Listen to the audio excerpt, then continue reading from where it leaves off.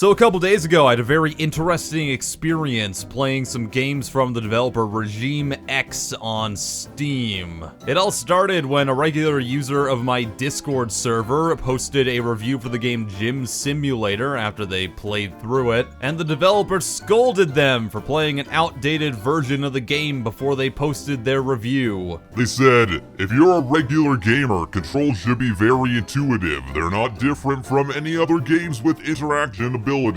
Also, you were playing an outdated version of the game. By the time you wrote the review, the game was updated at least 3 times since release. The new versions have tutorials and hints due to casual gamers having problems with understanding controls. After all, this is an original project, not Battle Royale or Survival. This is rare to see in the industry. Please do not kill the project. This is very early access, the first alpha. Please update your review. Needless to say, he did update his review, although not in the way I think the developer wanted. So I found out about this, and wouldn't you know it, I just happened to have a code for Gym Simulator. Thanks, dev, really appreciate it. And this is the updated version of the game. Gym Simulator is the worst game ever. The entirety of the game consists of one room with 3 NPCs that all scold you when you talk to them. According to the game, the more you work out, then the more they'll like you because you'll get buffer, and that's how life works. But how anyone could stand playing more than 2 minutes of this game is beyond me, so I can't confirm that. Although truth be told, I'm very impressed that the developer was able to import homemade plasticine models into a video game. So you can do a variety of workouts. Those include squats and push-ups and sit-ups and running backwards on a treadmill. Then you can go check out your physique in the mirror. Oh wait, you can't if you get more than 3 feet in front of it because then the reflections stop working. Well, at least when I look down, I can see my own character's lips. It's only slightly horrifying. Then I discovered there's a third-person mode and the character model looks suspiciously like Larson from Steven Larson's Going In Raw YouTube channel. They're the best pro wrestling podcast on the internet, by the way. I'm pretty amazed this character can work out at all, though, considering when you go into third-person mode, you can see his arms wigging out and going inside his body constantly. And I'm starting to suspect he might be part hummingbird. And that's it. I completely ran out of material beyond that for this game because there's really nothing else to do. So I went and bought the other games that this developer is selling on Steam. Piano Simulator is the worst game ever. Just listen to this bullshit.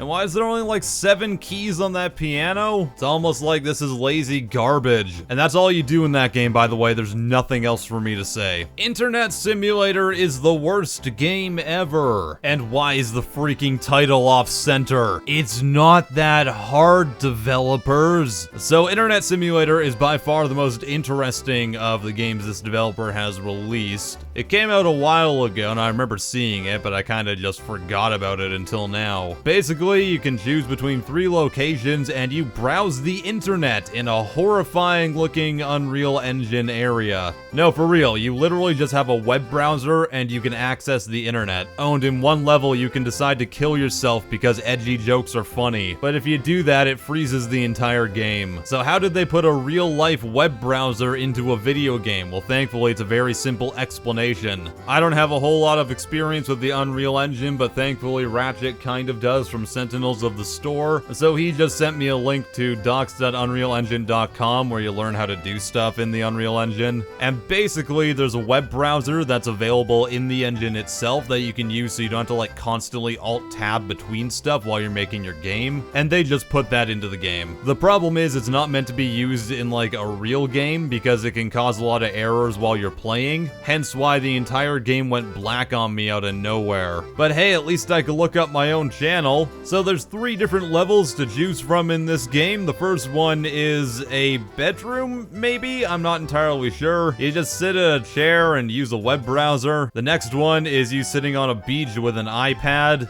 It's the same beach from Piano Simulator. And the last one, you're sitting in a bathroom. Then this guy breaks down the door and the game ends. Yo, I don't know what's going on anymore. Oh, and that bathroom looks like it's gonna be reused in the upcoming game Toilet Simulator by a totally different developer that isn't the same person. Friggin' great. We can also look forward to Adolf Hitler Humiliation Simulator, where you pee on Hitler. What the fuck, dude? Oh, and if you think that's the weirdest part of this video, baby, I've got a big surprise for you. So I went digging around through the files for Internet Simulator, and I found what I think were originally maybe supposed to be cutscenes or something for the game. They're not in the game at any point, so I can't confirm this. But one of those videos contains footage of the developer playing the game and using it to browse through Pornhub? So thanks for that, I now have footage of this developer browsing through porn that was downloaded unwittingly onto my computer. I mean, I like porn as much as the next guy, but that's just a little awkward. That's the type of thing that makes me scared to download these asset flips sometimes. You never know what's gonna be on them. I'm just gonna go keep watching the Narwhals video if that's cool with everybody.